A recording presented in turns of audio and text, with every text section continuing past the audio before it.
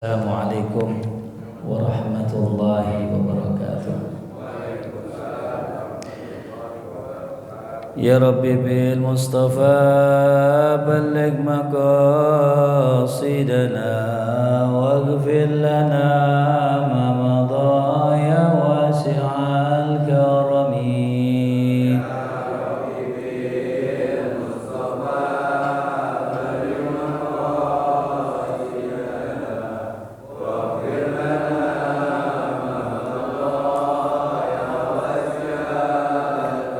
أكرم الخلق ما لمن ألوذ به سواك عند حلول الحديث الآمم.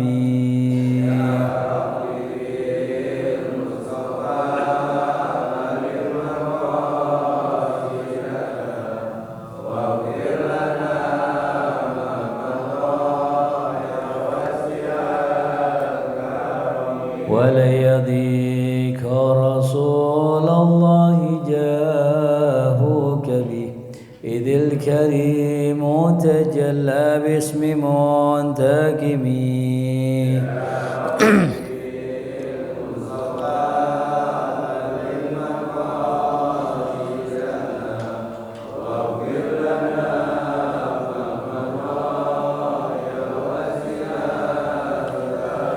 وإن من جودك الدنيا وضرتها ومن علومك علم اللوح والقلم.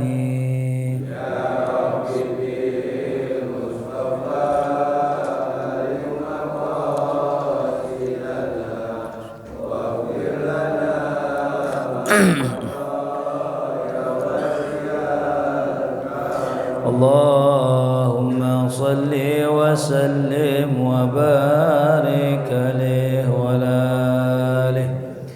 الفاتحة بنية الفتوح المنوح والرسوخ وتوبة النسوح والصلح الجسد والروح إلى حضرة النبي مصطفى رسول الله صلى الله عليه وسلم. ثم إلى شيخنا مؤلف الكتاب الإمام محمد الغزالي وثم إلى شيخنا البنتاني وأصولهم وفروعهم وأن الله يتغشاهم برحمة المغفرة وينفعنا بأسرارهم وأنوارهم وعلومهم ونفحاتهم في الدين والدنيا والآخرة. سر الفاتحة. أعوذ بالله من الشيطان الرجيم. بسم الله الرحمن الرحيم. الحمد لله رب العالمين الرحمن الرحيم مالك يوم الدين. إياك نعبد وإياك نستعين اهدنا الصراط المستقيم.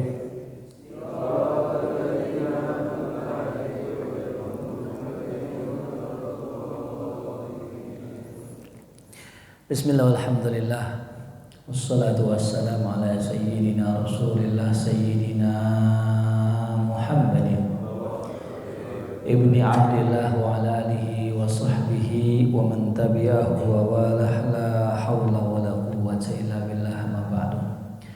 Para hadirin, para jamaah rahimakumullah yang sama-sama kita hormati, Yang Mukarramul Muhtaram Ustadz Dasuki dan juga seluruh para jajaran pengurus, Bapak RT, Bapak RW dan seluruh para jamaah.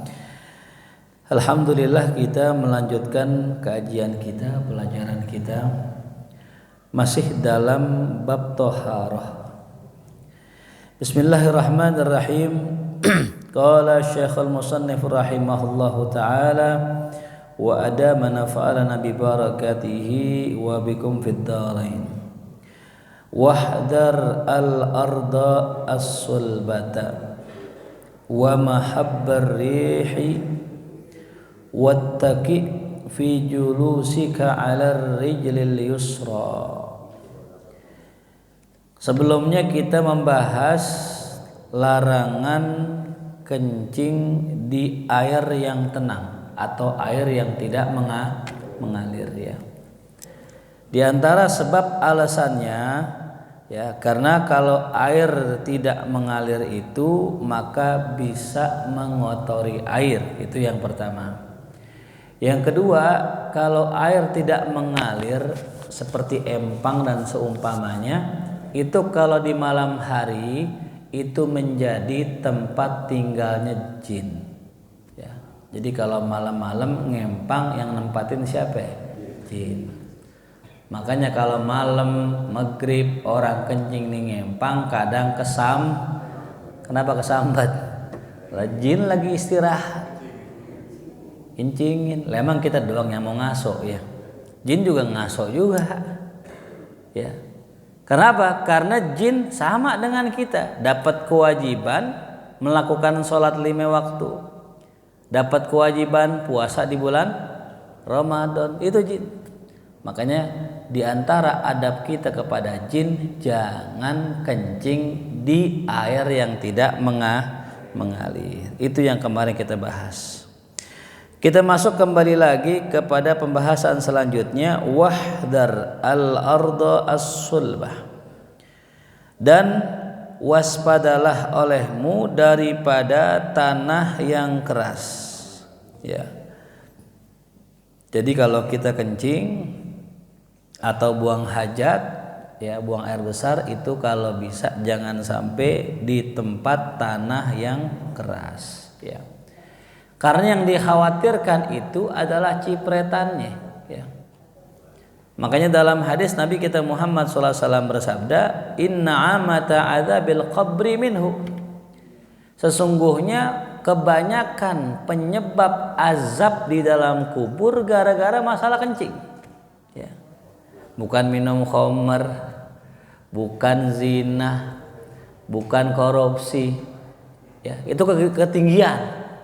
Yang sepele cuman masalah kencing yang kadang nyimpret, ya. Atau ceboknya kagak bersih nih hadirin. Jadi kalau kita perhatikan nih masalah-masalah sepele-sepele kadang-kadang jadi gede kalau kita lalaikan, ya. Makanya para wali-wali Allah, mereka itu memulai sesuatu itu dari yang kecil-kecil hadirin. Mereka enggak yang gede-gede, enggak, dari kecil. Segala amalan ya itu kayak biji. Kalau kita tanam maka akan tumbuh, ya. Makanya dalam Al-Qur'an Allah berfirman, ya, siapa orang man arada harthal akhirah nazid lahu fi harthih. Siapa orang yang niatnya berkeinginan, ya, terhadap akhirat, nazid lahu fi harthih, kami tambahkan, ya, tanamannya. Jadi kalau ada orang pengen niat akhirat, beramal karena Allah, maka Allah akan tambahkan amalnya itu, ya. Yang ngaji nih karena Allah, ntar ngajinya nambah. Baca Quran karena Allah, ntar baca Qurannya nambah, ya. Sedekah karena Allah, ntar sedekahnya nambah. Pokoknya apapun amalan kalau dia itu karena Allah, falyazdad, maka akan bertambah tuh amalannya, ya. Tapi kalau orang berkeinginan dunia, nu'tihi minha, Allah akan beri, wa ma lahu fil akhirah min nasib. Tapi nanti di hari kiamat tidak mendapatkan bagian sama sekali. Jadi kalau kata guru saya, kalau kita pengen jadi wali, kekasih Allah, orang soleh, ahlillah, itu niatnya kudu ikhlas, ya.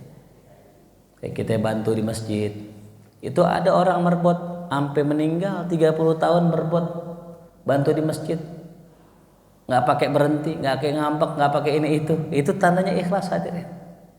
Jadi muazin, makanya dalam kitab disebutkan siapa orang yang istiqomah 12 tahun azan di masjid, ikhlas karena Allah, maka janji Allah dia dapat surga. 12 tahun hadirin. Itu berapa tahun ini kira-kira yang muazin? Ada setahun udah. Ya, karena kalau orang nggak ikhlas hadirin, itu cepet banget berhentinya, ya. Makanya kalau kita beribadah nyari pujian, udah dipuji berhenti ntar. Kalau kita ibadah nyari pujian yang kita dapat celaan, berhenti juga. Bukan dipuji malah diapain? Dicela. Niatan hati berangkat dari rumah sebelum azan, lewat rumah orang, berharap nih kalau kata orang dalam hatinya, mudah-mudahan aja ntar ada yang muji. Bukan dipuji malah diapain? Dicela, malah difitnah, malah diomongin jelek. paling biar dipuji tuh. Kesel dia marah, berarti niatnya salah. Nah jadi kembali lagi tadi, ya perkara yang kecil kalau kita remehkan jadi besar. Ya. Makanya itu para ulama mengingatkan kita tuh, ya, jangan sampai kita tadi tidak perhatian dengan tempat, ya, ardhus sulbah tadi. Li'alla yusibaka rasyasul kharij, agar engkau tidak terkena percikan, ya, al kharij, sesuatu yang keluar daripada kemaluan kita. Ini kalau kita lihat hampir semua, ya, kalau di kita WC itu, ya, semuanya pakai ubin, pakai keramik, ya. Itu kan keras itu, ya. Yang paling bagus WC-nya apa, ya? Tanah. Atau disetting bagaimana undakan tempat orang kencing, tempatnya lebih tinggi daripada tempat yang dia kencing di situ, ya. Nah kalau seandainya umumnya orang kalau kencing di WC misalnya gitu, kan WC-nya sama tempat kencingnya kadang-kadang dekat, sejajar, ya. Nah ini bisa menimbulkan cipratan yang kembali ke orang tersebut. Kan nggak mungkin tuh ubinnya kita bolongin kan, ya. Sebagaimana dalam riwayat Nabi Muhammad SAW ketika kencing itu senantiasa biasanya diiringin sama sahabat yang namanya Anas bin Malik. Kalau kencing berdua Rasul, ya. Kencing bawa Anas bin Malik. Anas bawa apa? Anas bawa 2. Pertama air buat cebok, yang kedua anazah, tombak. Buat apa tombak? Buat gemburin tanah. Jadi sebelum kencing Rasulullah gemburin apa? Tanah, biar tanahnya nggak keras, biar nggak mantul gitu. Itu Rasul kalau kencing begitu. Dan ketika kencing, subhanallah ya Allah, ini mu'jizat Rasulullah, itu kencingnya nggak pernah, ya, terlihat. Ya. Buang hajatnya Rasul tak pernah nampak bekasnya, karena selalu setelah kencing, setelah BAB diserap ame bumi, disedot sama bumi itu. Ya. Bahkan ada yang unik baginda Rasul dalam riwayat suatu hari ketika itu Rasul punya tempat kencing. Kalau malam-malam Rasul kadang suka kencing, Rasul simpen itu kencingnya di bawah kasurnya. Ya. Lalu kemudian ketika di pagi hari biasanya Rasul buang. Ya. Nah ini subhanallah pagi-pagi tuh bekas kencingnya nggak ada. Ditanya, mana bekas kencingnya? Saya, kata Rasulullah. Ternyata bekas kencingnya Rasul ada yang minum. Ini nggak boleh dicontoh ya, Ustadz, Kiai, Habib tetap aja nggak boleh ya. Ini khusus buat siapa tuh? Rasulullah. Kencingnya itu ada yang tabaruk, Allah. Ya, beda dengan kita. Rasul keringatnya wangi, kita wangi juga, wangi asap cuman. Ya. Bahkan ketika itu Rasul sempat dibekam, hadirin. Kan kalau bekam, ya, zaman dulu itu ya sama dengan kita, cuma kalau zaman dulu pakai tanduk. Kalau kita pakai apa tuh? Pakai kop sedotan. Dulu pakai tanduk, cuman pakai tanduk. Dibakar, pakai silet. Keluar darah, dibakar, itu tanduknya ditempelin, nempel, hadirin. Pakai ini juga bisa dipakai gelas. Selesai dibekam, darahnya Rasul dikumpulin, disuruh buang, fulan, ane lupa namanya siapa sahabat tuh. Nggak lama buang, balik. Biasanya kalau orang buang darah lama, ini nggak cepet banget. Tanya sama Rasul, kok ente cepet banget? Ente buang darah ane di mana? Lah ya Rasul, ane nggak buang, ane minum darahmu ya Rasul. Apa kata Rasulullah? Ya fulan, ketahuilah karena engkau sudah minum darah saya, badanmu, jasadmu tidak akan tersentuh api neraka. Karena di dalam tubuhnya ada apa tuh? Ada darah Rasulullah. Ya. Nah ini yang dihukumi sama ulama. Kalau begitu, darah Nabi, kencing Nabi, kotoran Nabi tidak najis. Ini pengkhususan. Buat siapa? Rasulullah. Darahnya, kencingnya, kotorannya nggak najis, itu Rasulullah. Ya. Shallu ala Muhammad. Ya. Ini khasun li Rasulillah, hanya khusus buat Nabi. Jangan coba-coba ustadz begitu ya. Ustadz dibekam gini. Saat uki minum dosa ya, minum darah. Ya. Gatal-gatal tuh ya, nggak boleh ya. Nah, jadi kembali lagi tadi ini saya mau jelasin bahwasanya Rasul aja yang kencingnya nggak najis, darahnya nggak najis, Rasul cebok istinja tuh. Ya. Rasul istinja. Kalau seandainya Rasul nggak istinja, nggak apa-apa, orang nggak najis. Gitu. Antum bisa bayangin ya, keringatnya Rasul wangi, kencingnya ya sama, darahnya ya sama. Gitu. Bahkan ada salah seorang sahabat, ini sahabat hadirin, ya, punya bini 4. Ya. Zaman dulu punya bini 4 dikit, yang banyak berapa? 20. Ya. Ini punya bini 4. Ini yang luar biasa. Setiap ini sahabat datang ke tempat istrinya udah pakai minyak wangi yang paling wangi, cuman kalah sama wangi suaminya. Subhanallah. Sampai istrinya yang lain pakai minyak wangi dilebihin sama dia. Pokoknya biar lebih wangi dari suaminya. Ternyata tidak lebih wangi dari suaminya. Ini yang jadi heran istri-istrinya Nabi. Ini suami kita pakai apa ini? Kok wanginya luar biasa?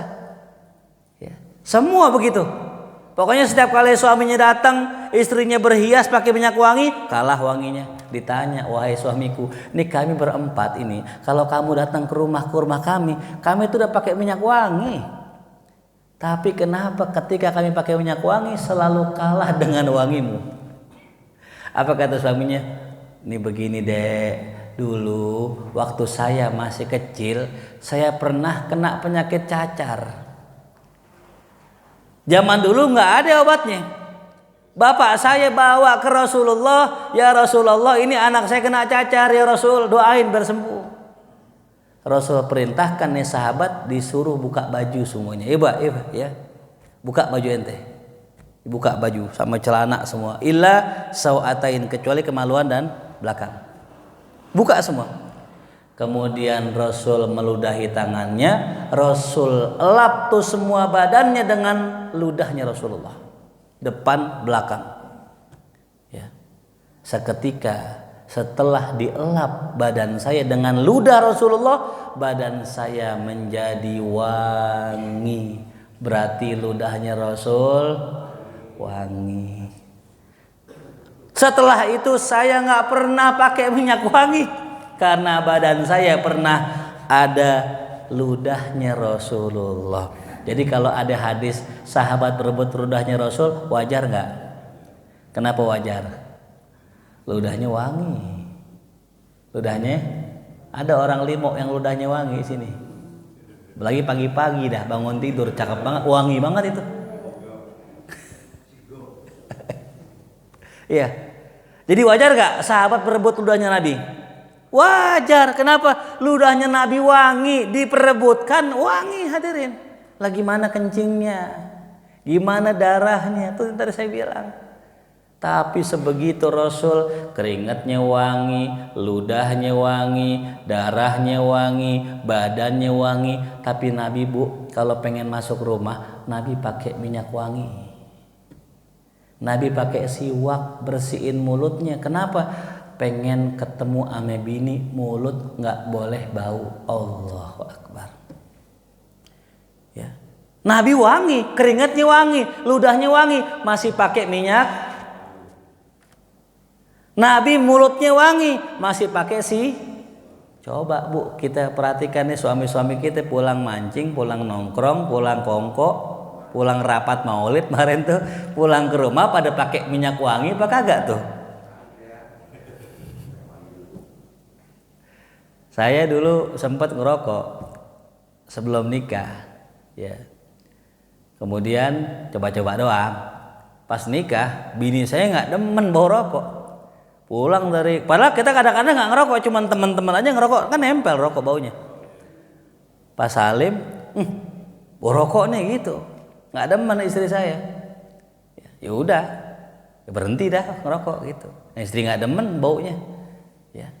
Nah tadi hadirin tuh, Kalau seandainya istri kita nggak demen bau rokok, akhlak seorang suami jangan cium bau rokok kepada istri. Jangan bikin istri kita nyium kita bau apa? Akhlaknya ini bukan ngelarang, bukan. Akhlaknya. Kalau sebelum masuk rumah pakai apa itu? Nah, kalau biar nggak kan kecium pakai baygon mungkin gitu, hilang tuh baunya tuh. Ya. Itu akhlaknya Rasul wangi, ketemu sama istrinya biar wangi. Makanya kalau sekarang udah banyak tuh Bu, tuh ya. Nih lakinya beliin nih Bu. Kalau laki kita maaf misalnya ketiaknya rada ya bau matahari. Beliin dah tuh ya Rexona tuh. Wah, Ustadz nggak mempan Rexona, masih kalah pakai tek suami saya. Ada yang lebih hebat Pak, namanya MBK namanya ya. Atau MBK itu ya. Itu saya udah bersaksi itu MBK lebih kuat dari Rexona. Jadi kalau pakai Rexona masih bau, MBK lebih ajib. Intinya apa? Kita sebagai seorang suami harus wangi di depan istri. Bukan cuma badan Bu, nih mulut. Ya. Kalau orang-orang bule sering pakai itu yang apa? Semprotan, ya luar biasa tuh.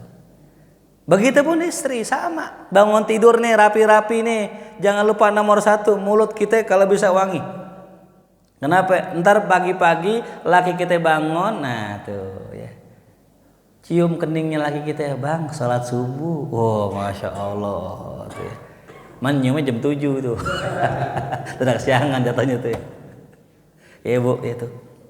Coba kita perhatikan tuh tadi. Nabi kencingnya wangi, kulitnya wangi, keringatnya wangi, masih pakai minyak wangi. Kencingnya nggak najis, tapi masih istinja. Kenapa? Nyontohin. Buat siapa? Umatnya tuh luar biasa Rasulullah. Ya. Begitupun yang kedua, jangan kita kencing di tempat angin bertiup tuh. Biasanya di gang tuh kalau angin bertiup ya, kan lebih kenceng kalau di gang. Ya. Jadi uniknya begitu hadirin, makin sempit tempat itu kalau ketiup angin makin dingin. Makanya rumah kita tuh ada ventilasinya tuh, dibikin ventilasi tuh kecil-kecil. Karena kalau angin lewat tempat kecil dia akan dingin, tapi kalau angin lewat tempat besar dia akan panas. Itu kayak mulut kita. Ini luar biasanya Allah ya. Kalau kita hadirin niup, coba tiup dah. Mulut kita mengecil apa melebar? Mengecil. Dingin. Ya. Tapi kalau kita lebarin, mangap. Dingin panas. Begitu. Giliran panas. Giliran dingin. Unik gak tuh hadirin? Padahal sama aja. Sama-sama nih niup, yang satu yang satu gitu. Ini luar biasa nih, Allah ciptakan mulut kita begitu. Jadi kalau misalnya ada koreng, kita kena korengnya, kita apa itu? Kita tiup, bukan kita begitu. Begitu bukan kita tiup. Tuh. Pengen main keong, nah keong diapain keong? Dihahan begitu ya. Itu dia. Mungkin kalau keong di makin dalam dia nggak bakal keluar. Makanya keong diapain? Panas nih, bau jigong lagi tuh keluar itu. Siapa sini gitu katanya. Itu luar biasa tuh ya. Kalau kita tafakurin ya, kok bisa tuh, ya. Itu yang luar biasa nih. Kita makan Bu nih, kita makan itu saluran napas sama saluran makan kan sama. Tapi yang luar biasa itu nggak tabrakan tuh, nasi kita nggak masuk paru-paru tuh. Allahu Akbar. Itu siapa yang bikin? Itu Bu, nikmat yang nggak pernah kita syukurin. Ya, makanya orang-orang umumnya nih kalau bersyukur tuh kalau dapat nikmat yang gede-gede, punya mobil Fortuner, alhamdulillah. Punya tanah, alhamdulillah. Dapat duit banyak, alhamdulillah. Itu nikmat, memang betul nikmat. Tapi Bu, ada yang lebih nikmat Bu. Ini yang orang jarang syukurin. Apa itu? Nikmat sehat, selamat.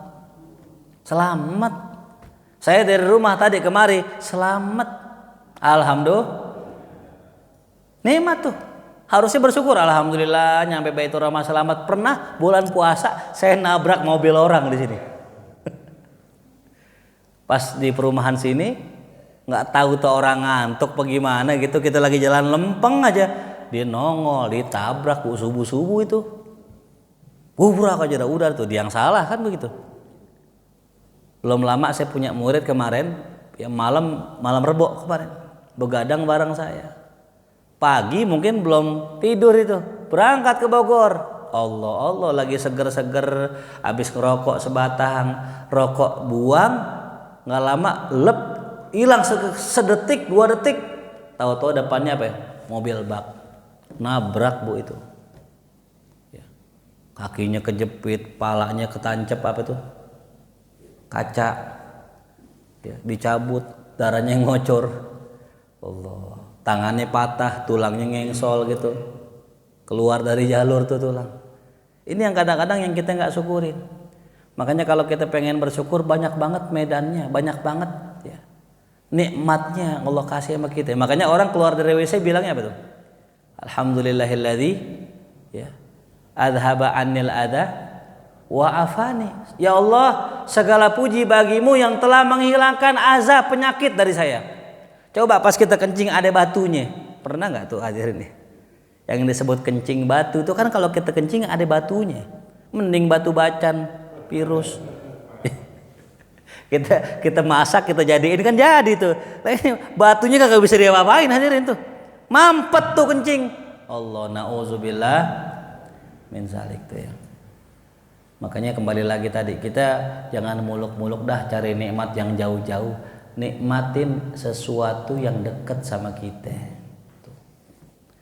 Nah ini ya tadi kembali lagi jangan kencing di tempat angin bertiup. Kenapa? Karena kalau kencing tempat angin bertiup, ntar kencingnya balik lagi, kena sarung kita, kena kita lagi tuh. Maka jangan sampai tuh angin bertiup ngenain kita.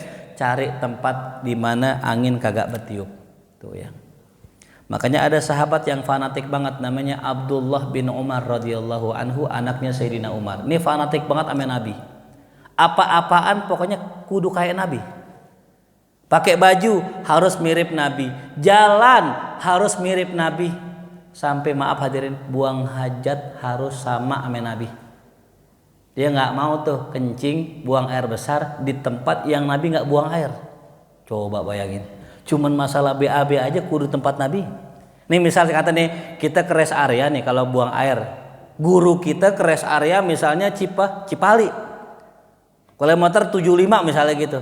Nah itu murid yang sejati, murid yang ngikutin guru sampai rest area ini kudu sama sama guru. Ya nih guru kalau dulu nih zaman kita masih nyantri rest areanya sini nih, aku ke sini juga begitu. Ittiba namanya. Jadi Abdullah bin Umar dikit-dikit miripin sama Nabi. Lagi jalan lempeng tiba-tiba belok begini hadirin. Jalannya lurus. Ditanya sama sahabat, "Ya Abdullah, kenapa ente belok?" Apa kata Abdullah bin Mas'ud bin Umar? Dulu zaman Nabi di sini ada puun. Kalau Nabi lewat pasti belok. Sekarang puunnya nggak ada, tapi tetap saya belok karena Nabi dulu lewatnya belok. Tuh coba bayangin. Ya. Ini saking itibanya sama Nabi sampai termasuk buang hajat. Dia nggak mau tuh kencing, dia nggak mau BAB kecuali di tempat yang dulu Nabi buang hajat. Karena dia takut kalau saya nanti kencing di sini, takutnya di sini tempat yang diberkahi. Ya, ini kayak kita di masjid nih Bu, ini dulu Baitur Rahmah masjidnya gedenya segini apa enggak? Dulu zaman dulu. Kecil semana? Setengah kali. Coba bayangin, ulama-ulama dulu mereka tuh kalau tabaruk kagak nanggung-nanggung. Di mana tempat ulama orang soleh pernah sholat, disolatin di situ. Ya. Wah dulu nih almarhum dulu orang soleh wali sholatnya di sini, di situ sholatnya ya. Disolatin di situ. Namanya tabaruk. Nah sama juga takut dia kencing, dia buang hajat di tempat orang soleh pernah di situ. Nah itu. Makanya tempat orang soleh ya, tempat orang soleh berkholwat, dia berzikir, disebut petilasan. Ya, disebut apa? Petilasan. Kalau kuburannya disebut makam. Ya, makanya itu ada tuh kalau kita ke Sunan Ampel tuh, itu ada salah satu tempat itu petilasannya kalau nggak salah Sunan Kalijaga. Ya. Jadi petilasan itu tempat di mana nih orang-orang soleh duduk berzikir, bujakaroh, mereka pokoknya ibadah di situ, itu namanya petilasan. Ya. Dan orang-orang soleh zaman dulu mereka bertabaruk dengan tempatnya orang soleh. Sama dengan siapa? Maqamu Ibrahim. Yang kita lihat ada tapakan apa tuh? Tapakan kaki. Ya. Nah itu orang-orang pada bertabaruk dengan maqamu Ibrahim. Bukan makam itu, bukan. Maqam tempat berdiri. Ya. Kalau orang kita biasanya bilang ya petilasan gitu. Ya. Nah itu. Jadi tempat buang hajat pun para sahabat radhiyallahu anhu nggak pengen sembarangan buang hajat. Kemudian wattaqi fi julusika 'ala rijlil yusra, kalau kita buang hajat bersandarlah pada dudukmu di atas kaki yang kiri. Yang pernah kemarin saya contohin ya. Kaki kanannya tegak, kaki kiri kita gunakan buat duduk. Tuh. Wala tabul qa'iman, jangan kau kencing dalam keadaan berdiri illa an darurah, kecuali darurat. Ini larangan dalam hadis ya, Nabi kita Muhammad sallallahu alaihi wasallam bersabda la tabul qa'iman atau kama qala Nabi. Jangan engkau kencing dalam keadaan berdiri. Ya. Jadi kalau kita pipis itu yang sebagaimana saya bilang kemarin ya. Saya lihat masjid itu yang paling menerapkan ini itu Masjid Kuitang. Ya. Kenapa? Di Masjid Kuitang setahu saya nggak ada urinoir. Nggak ada urinoir. Ya. Dia bikin tempat kencing itu pakai tutupan, kayak WC, cuman buat kencing. Ya. Ini terjaga nih sunnah ini nih. Ya. Ini bukan, saya nggak menyalahkan yang pakai urinoir, nggak. Cuman memang lebih afdol gitu. Kita bikin tempat kencing itu jongkok, itu paling afdol ya. Karena yang kita tahu kalau orang kencing berdiri itu biasanya masih ada apa itu? Sisa kencing. Kalau nggak percaya nih, habis kencing berdiri, kita ambil tisu, kita bebedin tuh fulan tuh ya. Kita ikat, teman jangan kenceng-kenceng, nggak bisa napas dia. Kita taruh aja begini, ya. Entar pengen sholat, ambil cium, bau kencing nggak? Entar cobain aja di rumah. Kalau seandainya kita cium bau kencing, berarti tadi selesai kencing masih belum tuntas. Ya. Jadi kalau paling bagus udah jongkok. Tapi kalau sebagian orang yang kemarin saya bilang tuh, ada orang yang kencingnya dua model. Jongkok, diri. Kadang kita jongkok nggak tuntas. Diri dulu keluar lagi. Jongkok lagi. Tuh. Ya. Nah itu kebiasaan saya gitu. Saya perhatiin kalau saya kencing, dia diri misalnya gitu, itu pasti nggak tuntas. Jongkok pun nggak tuntas, makanya kudu dua, jongkok dulu, baru diri.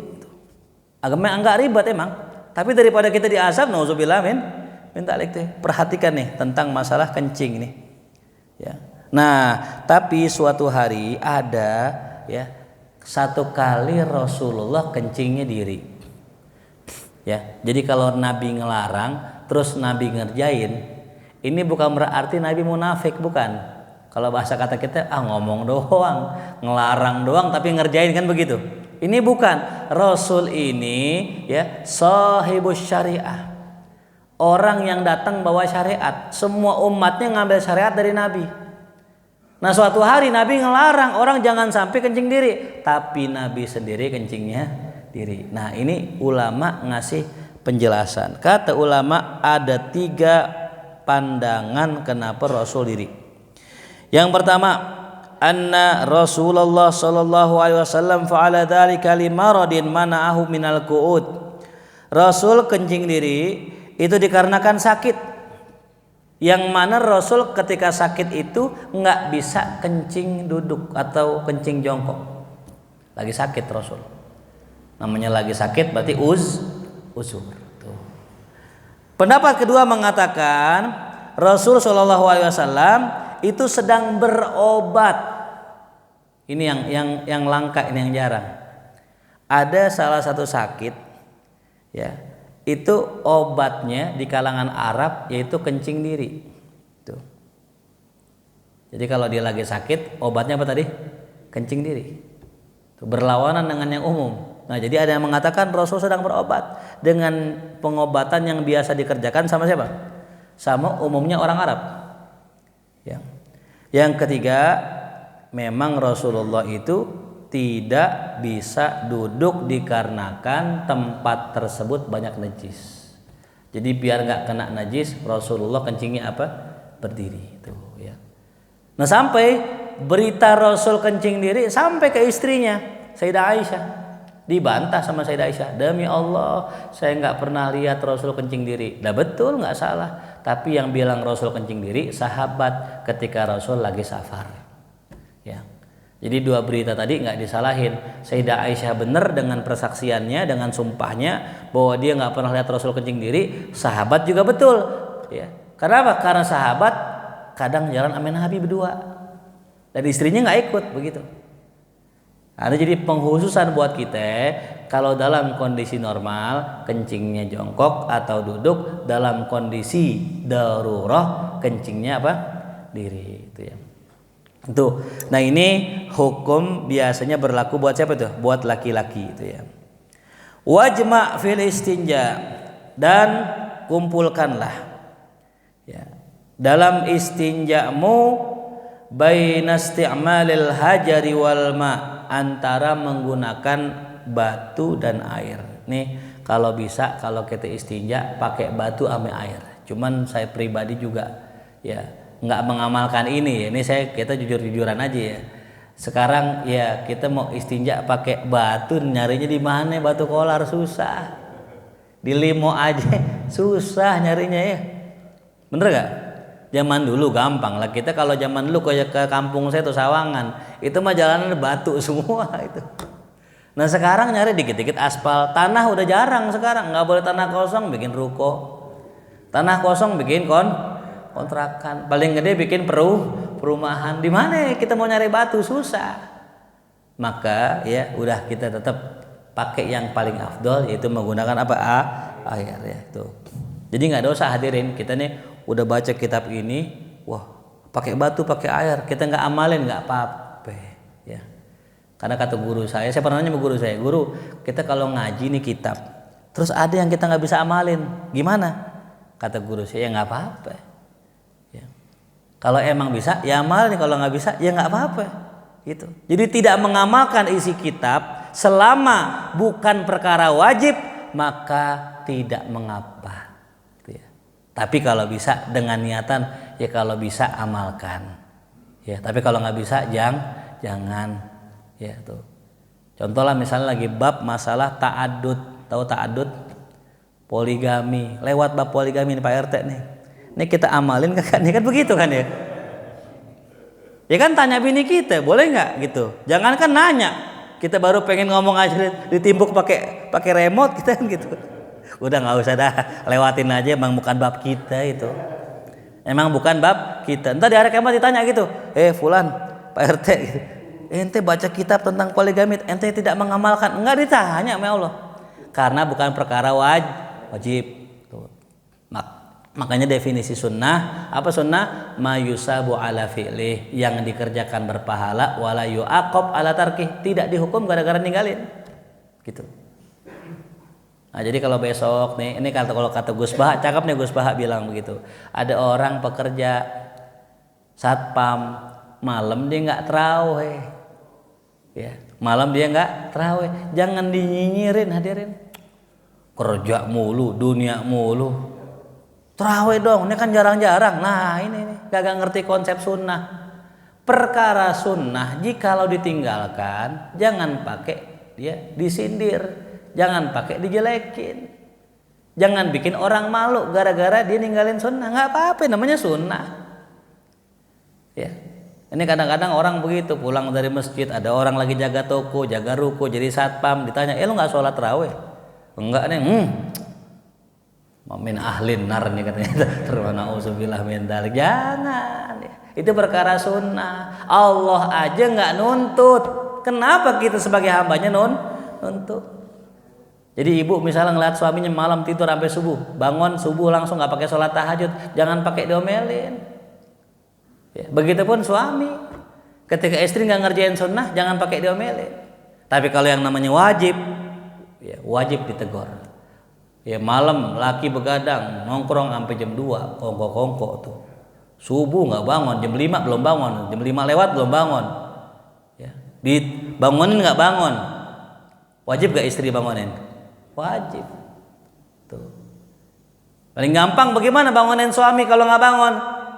Bisikin di kupingnya, la ilaha illallah. Tuh masuk ke mimpinya tuh, kita takin bangun dia, astagfirullah. Ya. Kalau untuk urusan wajib pula menegurnya. Kalau untuk urusan sunnah juga tuh ya. Tapi enaknya sih kalau malam sih tahajudnya berdua, enak banget Pak RT ya. Biar suami jadi imam, makmumnya belakang tuh ya. Tuh ya. Jadi kembali lagi tadi ya. Jadi kalau kita nggak bisa mengamalkan ini nggak apa-apa tuh ya. Nah kenapa ya kok ada anjuran seperti itu dulu nih hadirin? Zaman sahabat itu kagak istinja kecuali pakai batu. Nggak ada istinja pakai air, nggak ada. Semua sahabat pakai batu. Semua sahabat. Ya, zaman dulu. Makanya zaman awal Islam lucu juga aja nih kalau kita baca riwayat nih. Ini orang nih zaman dulu Islam, awal Islam, sholat pada ngobrol. Sholat pada ngobrol. Emang boleh, nggak dilarang. Jadi kalau misalnya di sholat, kalau misalnya zaman kita nih Allahu Akbar, Persija gimana gitu. 3-0, Bambang yang golin gitu. Oh gitu. Bukan Atep, bukan. Dia nggak main, dia udah pensiun gitu. Nah itu boleh ngobrol begitu. Sampai suatu hari ada sahabat ngobrol di belakang, ditegur sama Allah gitu. Ya. Nah, jadi dasarnya dulu sholat boleh ngobrol. Tuh. Bahkan zaman Nabi sholatnya pada pakai sendal hadirin. Ya. Sampai Nabi juga imam pakai apa? Sendal. Bahkan dalam hadis yang sahih Nabi pakai sendal kalau sholat. Kenapa? Nah zaman dulu mah ubinnya apa? Tanah. Nah kita ubinnya karpet. Coba-coba ke Baitur Rahman pakai sendal. Ditempong sama Sat Uki, ditempong ya bahasanya ya. Ditempong apa ditempong? Iya. Ya kalau bahasa sono Sawangan ditempong gitu. Sini sama ya. Nah kalau ke Depok saya kudu hati-hati. Saya pernah lagi jalan di kebun. Awas ada ular. Oh mana ular? Kaget kita. Ular bulu kecil lah. Ternyata ular yang gede namanya ula. Ulaika humul muflihun. Ula tuh. Emang unik ya. Tuh makan tuh ada roti di meja. Roti saya cari kan mana roti? Biskuit. Emang beda bahasa Jakarta sama Depok ya. Baik. Nah jadi zaman dulu itu sahabat pakai batu. Nah ternyata ditemukan ada satu kaum itu mereka bukan cuma pakai batu, mereka pakai air. Tuh. Mereka pakai air. Sampai Rasulullah SAW berkata kepada tuh kaum, namanya kaum ahli Kuba. Nah ini dia. Ketika Nabi hijrah dari Mekah ke Madinah, sebelum nyampe Madinah mampir dulu ke Masjid Kuba namanya. Ini yang kalau kita umrah tuh diajak tuh ke Masjid Kuba. Nah penduduk kota Kuba itu kalau cebok pakai air. Sampai dipuji oleh baginda Rasul, innallaha ta'ala qad athna alaikum fit tahur fama huwa. Wahai penduduk Kuba, nih saya dengar dari Allah muji kalian ketika kalian itu beristinja. Emang pakai apaan istinjanya? Sampai Allah puji. Apa kata ahli Kuba, penduduk Kuba? Inna nastanji bil ma. Ya Rasul, saya kalau cebok pakai air. Tuh. Enggak pakai apa? Batu. Nah, Dan sebelum itu Rasul berkata kepada para sahabatnya, wahai para sahabatku, apabila kalian itu mendatangi tempat buang hajat, maka bersucilah dengan 3 buah batu. Tuh, tapi orang ahli Kuba justru malah pakai apa? Air. Tuh, dipuji sama Allah. Ini pelajaran hadirin, mengerjakan sesuatu yang belum ada contohnya, belum dikerjakan Nabi, itu boleh. Selama tidak bertentangan dengan syariat. Ya. Emang dulu Nabi cuci tangan pakai apa? Para sahabat cuci tangan pakai apa? Pakai tanah. Ngelapnya pakai apa? Tanah. Ya. Nah kita sekarang pakai apa? Cuci tangan. Sabun.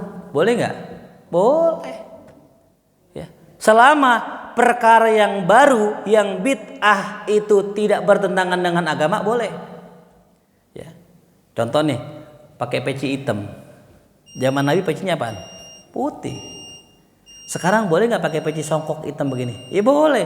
Kenapa? Tidak bertentangan dengan syariat. Habis ngaji makan, bid'ah nggak tuh? Bid'ah. Ya, habis ngaji makan nasi uduk lagi. Memang Nabi makan nasi uduk. Cari hadis itu dari Sahih Bukhari sampai Ibnu Majah nggak ketemu tuh. Nabi habis ngaji makan nasi uduk. Itu bid'ah. Cuman tidak bertentangan dengan syariat. Maka bid'ah, sesuatu yang baru yang tidak bertentangan dengan syariat, itu mubah saja gitu. Ini yang kita yakini ya berdasarkan perkataan guru kita. Sebagaimana tadi, ini penduduk Kuba begitu. Nah makanya kalau kita bikin sesuatu yang baru, man sanna sunnatan hasanatan, siapa yang bikin tradisi ya yang baru, yang nggak pernah bikin sama orang sebelumnya dan diikutin sama orang, falahu ajruha, dia dapat pahalanya. Wa ajru man amila biha, dan pahala orang yang ngamalin. Ini zaman dulu nih, saya nggak nemu orang bikin tasyakuran 17-an, nggak ada. Malam 17-an lagi pada main catur tuh, nyiapin buat besok nih lomba ama ini. Terus ada orang inisiatif, ya kita bikin tasyakuran aja, doain pahlawan, baca yasin buat para pahlawan. Bagus gak? Bagus. Mulai dah tuh, habis itu besok ada tasyakuran, tahun depan ada tasyakuran, itu bagus. Walaupun Nabi nggak pernah ngerjain, tuh bikin sini tasyakuran, ya tuh. Kayaknya baru-baru aja kan ya. Dulu mah kagak ada zaman dulu. Sama itikaf juga sama. Itikaf nih orang-orang Betawi. Ya baru-baru aja dibikin ada programnya gitu. Dulu mah kagak ada. Turu-turu aja, yang mau itikaf, yang enggak. Kalau sekarang kan enggak. Itikaf difasilitasi sama masjid. Yang mau itikaf, kopi, teh ada di depan tuh. Silakan ngambil. Sahur barang-barang dibeliin sama masjid. Betul enggak? Dulu mah kagak. Jadi sesuatu kegiatan yang baru yang nggak pernah dikerjakan Nabi tapi bagus, kerjain tuh. Ya. Ada lagi tuh kegiatan bid'ah, apa itu? Jumat berkah. Iya, ada nggak Jumat berkah sini? Ada di sini? Hah? Kok saya nggak dapat kemarin tuh kayaknya? Berarti saya nggak berkah nih. Berarti saya nggak berkah ya. Kan saya khotib minggu lalu kan ya. Iya. Kok nggak dapat Jumat berkah ini? Berarti kurang berkah kan? Jangan-jangan ya. Ya. Iya, berarti amat yang mana sih? Macam-macam dah. Ada yang pakai paket ayam, ada yang ayamnya utuh. Keren juga nih, telur ayamnya utuh. Belum dipecah-pecah tuh, masih telur tuh. Nah, itu di belakang tuh ada suara tuh. Jadi kembali lagi, bagus nggak Jumat berkah? Bagus. Ya, dilarang nggak sama agama? Lah kagak. Apa memang pernah ada contohnya? Nabi habis Jumatan bagi-bagi makanan. Lah kagak ada hadisnya dari yang sahih sama yang dhaif, kagak ketemu. Cuman karena bagus sih boleh. Dan orang yang pertama kali bikin Jumat berkah itu pahalanya ngalir sampai sekarang. Karena itu dikerjakan bukan hanya di Jakarta, Depok, Bogor, semua tempat ada Jumat berkah. Nah jadi orang yang bisa ngeluarin idenya untuk suatu amalan diikuti sama orang, maka dapat pahala tuh. Ya. Pak RT mungkin mau bikin baru, Kamis berkah katanya gitu. Jadi jangan Jumat doang yang berkah, Kamis juga kudu berkah katanya. Nah Pak RT bikin nih Kamis berkah di Baitur Rahmah, diikuti sama orang Bojong, diikuti sama orang Bogor, orang mana-mana. Pak RT dapat pahala ngalir. Walaupun rebaan di rumah, ATM-nya ngalir tuh pahala. Tuh. Mulai sejak itu jadi jarang-jarang ngaji. Kenapa? Lah gue dapat pahala udah enak banget gitu. Salah ya, salah tuh ya. Saya punya teman Pak RT. Teman saya ngajakin saya ngaji. Riz ngaji yuk. Saya ngaji tuh sama ustadz, sama guru saya. Dia nggak ngaji. Dia ngajakin doang ngaji. Tapi dianya nggak ngaji. Sampai saya ngajar, dia nggak ngaji juga. Enak kata orang tuh. Enak. Pahalanya masih ngalir tuh buat itu. Makanya enaknya gitu kita gero-geroin orang. Kalau bahasa kata jadi tim hore tuh katanya. Ayo ngaji. Nyuruh orang ngaji, mana nih yang ngajakin gak ngaji. Tapi dapat gak pahalanya? Dapat tuh ya. Nah, baik ya, jadi demikian tuh ya. Nah, jadi dulu sahabat ya, itu istinjanya bukan dengan air. Justru mereka pakainya batu. Nah, sehingga apa? Sehingga orang yang pertama kali pakai air tuh disebutkan oleh Allah fihi rijalun yuhibbuna ayyatatahharu wallahu yuhibbul mutahhirin. Tuh. Ini pujian Allah buat orang-orang yang bertoharohnya pakai air tuh ya. Ya, jadi hadirin ini pelajaran besar buat kita ya, bahwasanya syariat itu datang berproses. Nggak ada yang langsung ya. Kita kenal sekarang tadi tuh yang namanya orang istinja dari batu ke air. Orang sholat dari ngobrol ke diem. Bahkan dulu khotib Jumat, khutbah Jumat awalnya sejarahnya khutbah Jumat itu sholatnya duluan. Awalnya tuh sampai muncullah nih orang-orang munafik. Biasa orang munafik udah begitu. Sunnah ini gitu. Habis sholat rapi langsung pulang. Yang penting gue udah sholat. Sama kayak sholat id, betul? Kan kalau kita sholat id tuh sholat dulu, habis itu khutbah. Mama di belakang ada yang kipasan begini. Udah pulang aja dah, sama aja kayak kemarin gitu. Pulang dah tuh. Bener, sahabat pulang. Yang nyuruh pulang siapa? Orang munafik. Makanya baik-baik kalau di komunitas kita ada orang munafik, itu yang mengemboskan umat. Ini pengajian rame begini nih, satu aja orang munafik, ya, itu bisa ngaco-ngacoin kita hadirin. Dibilang begini, ngapain sih belajar? Gurunya muda dah, tuan juga gua begitu. Nah ini nih, yang bikin kacau nih, majelis udah rame, udah bagus, gurunya ganti, jangan yang muda, gurunya Habib. Habib nasabnya terputus. Ganti lagi gurunya. Ada aja tuh orang munafik kerjaannya gembosin umat. Makanya nauzubillah min dzalik. Nih kalau ada orang munafik di sekitar kita, doain dapat hidayah. Satu orang munafik cukup bisa menghancurkan 1000 orang muslim. Itu dahsyatnya tuh fitnah orang munafik. Dari mana nih? Dari mulutnya. Pasukan Nabi 1000 pergi. Ya. 300 pulang gara-gara siapa tuh? Orang munafik. Ya. Maka kembali lagi tadi syariat berproses. Dulu nggak ada menara. Ini masjid nih kan ada menaranya nih. Menara itu hadirin sejarahnya dulu orang Islam nggak kenal menara.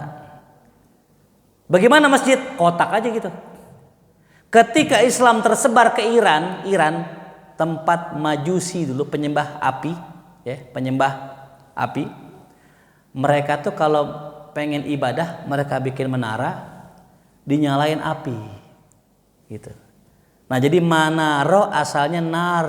Apa arti nar?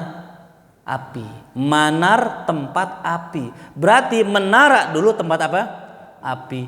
Ketika Islam sampai ke Iran diadopsi tuh menara. Cuman dibuang apanya? Apinya. Ditaruh apa kalau kita muazzin. Karena yang nyaman dulu belum ada apa tuh? Speaker. Azannya di menara nih. Sekarang nih menara udah lama belum nih menara? Isinya orang nggak dulu di atas? Bukan orang ya. Kalau di tempat saya bener tuh menara itu bener-bener mau azan naik. Bahkan kadang sampai berantem pengen azan. Tuh berebutan. Ya. Nah jadi begitu berproses Islam tuh lama-lama berkembang sampai kita sekarang. Tapi ada yang nggak berubah bu. Islam berkembang, tapi ada yang nggak berubah. Apa itu? Nilai iman dan akhlak itu nggak berubah. ibadah sholat nggak berubah. Kali gitu dulu orang sholat Allahu Akbar begini, terus sekarang begini aja gitu, simpel aja. Enggak. Kalau kata teman saya gitu, orang naik motor makin lama makin ahli ya, makin ahli makin cepet kan begitu. Sholat begitu nggak? Makin lama makin ahli berarti makin apa tuh?